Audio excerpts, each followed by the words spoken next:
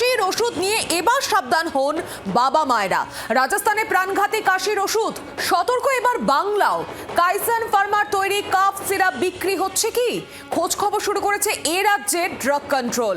একই কম্বিনেশনে অন্য ওষুধের ব্যবহারের ক্ষেত্রেও সতর্কতা জারি করা হয়েছে এবং সতর্কতার পরামর্শ দিয়েছে ড্রাগ কন্ট্রোল বিভাগ। ইতিমধ্যে রাজস্থানের ঘটনা সকলেই জানেন এবং সেখানে এই কাফ সিরাপ খেয়ে বহু শিশুর মৃত্যু হয়েছে।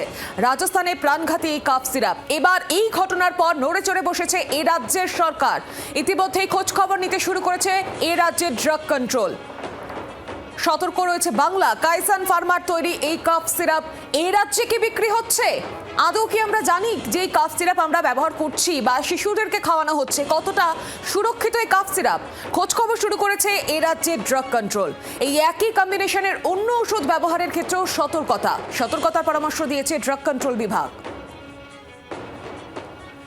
সিরাপ খাওয়ানোর পর শিশুকে পর্যবেক্ষণ করবেন। কাশির সিরাপের গাইডলাইন দেওয়া হয়েছে ইতিমধ্যে। উৎপাদনের নিয়ম মানতে হবে প্রস্তুতকারক সংস্থাকে। হাসপাতাল, গ্রামীণ স্বাস্থ্য কেন্দ্রগুলোকে নিয়ম মানতে হবে। বেসরকারি হাসপাতালগুলোকেও একই নিয়ম মানতে হবে। 5 বছরের নিচে শিশুদের দেওয়া যাবে না কাশির সিরাপ। চিকিৎসকের পরামর্শ ছাড়া কাশির সিরাপ একেবারেই শিশুদের দেওয়া যাবে না। ইতিমধ্যে এই গাইডলাইন রয়েছে। সিরাপ খাওয়ানোর পর শিশুকে পর্যবেক্ষণ করতে হবে বাবা মাদের। উৎপাদনের নিয়ম মানতে হবে প্রস্তুতকারক সংস্থাকে। গ্রামীণ এবং শহরের সব স্বাস্থ্য কেন্দ্রগুলোকে কিন্তু একই নিয়ম মানতে হবে। ইতিমধ্যে এই গাইডলাইন জারি করা হয়েছে। রাজস্থানে প্রাণঘাতী ঘটনার পর কিন্তু এবার বাংলাও আরও সতর্ক।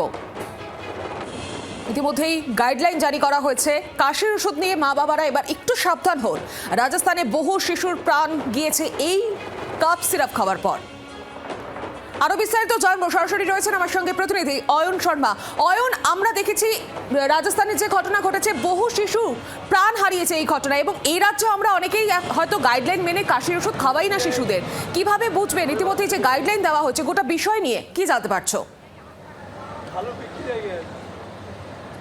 দেখো সৌমিক, তোমাকে বলে রাখি, ইতিমধ্যেই কেন্দ্রীয় স্বাস্থ্য পরিবার কল্যাণ মন্ত্রকের তরফ থেকে একটা আলাদা করে গাইডলাইন প্রকাশ করা হয়েছে এই কাশির সিরাপ বা কফ সিরাপ ব্যবহারের ক্ষেত্রে। তার আগে তোমাকে বলে রাখি, এই মুহূর্তে যে আপডেট পাওয়া যাচ্ছে, রাজস্থান এবং মধ্যপ্রদেশ এই দুটি রাজ্য মিলিয়ে এই যে কাশির সিরাপ কফ সিরাপকে মৃত্যুর কোলে ঢলে পড়েছে। এখনো পর্যন্ত যে হিসেব পাওয়া যাচ্ছে, যে সংখ্যাটা গতকাল রাত পর্যন্ত 11 জন শিশুর মৃত্যু হয়েছে জানা যাচ্ছিল মধ্যপ্রদেশ এবং রাজস্থান মিলিয়ে। পাশাপাশি তোমাকে বলে রাখি যে আজ সকালে যে খবর পাওয়া যাচ্ছে, সেই মৃত্যু সংখ্যা কিন্তু আরও একটু বাড়লো। আরও একজন শিশুর মৃত্যু হয়েছে মধ্যপ্রদেশে, এমনটাই মধ্যপ্রদেশের স্বাস্থ্য দপ্তর সূত্রে খবর।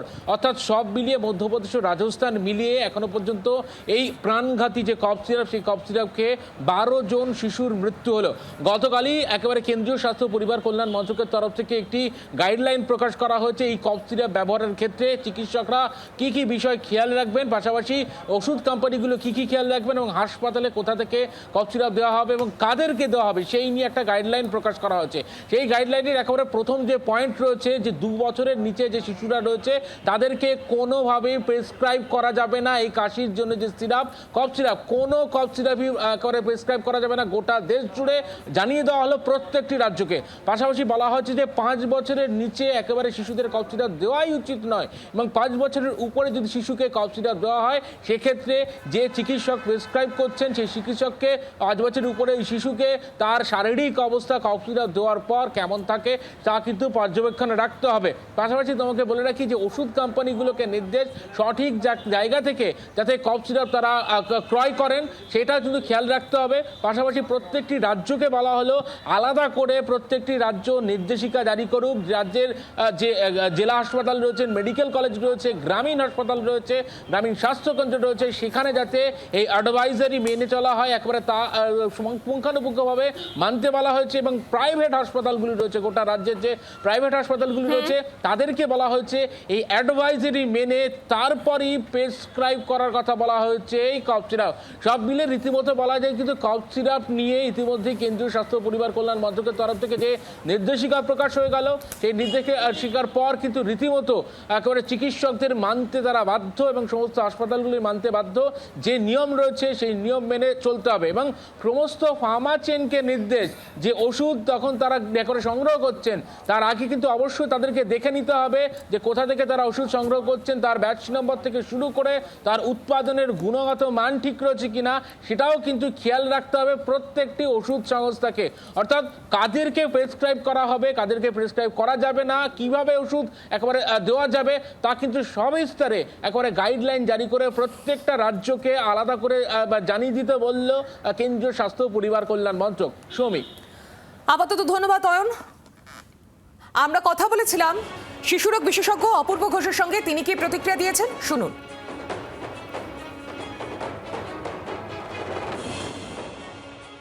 আমাদের দেশের লোকেদের কাশির সিরাপের প্রতি একটা বিশ্বাস আছে, যেটা ডাক্তার হিসাবে আমাদের কিন্তু কোনো বিশ্বাস নেই। কিন্তু এই যে কাশির সিরাপ খাওয়ার প্রবণতাটা আমাদের দেশে আছে, তার জন্যই বাজারে ভুড়ি ভুড়ি কাশির ওষুধ বেরোচ্ছে এবং তার মধ্যে কিছু কিছু নিম্নমান কোয়ালিটির বেরোবে এবং তাতে মানুষের জীবনে, শিশুদের জীবনে এই ধরনের দুর্ঘটনাটা ঘটতেই থাকবে। যতদিন না মানুষ জানতে পারবে কাশির ওষুধ বলে কোনো জিনিস হয় না, ততদিন পর্যন্ত মানুষের এই দুর্ঘটনার মধ্যে মানুষকে পড়তে হবে। বাংলার আওয়াজ, বাঙালির আবেগ, জি 24 ঘন্টা।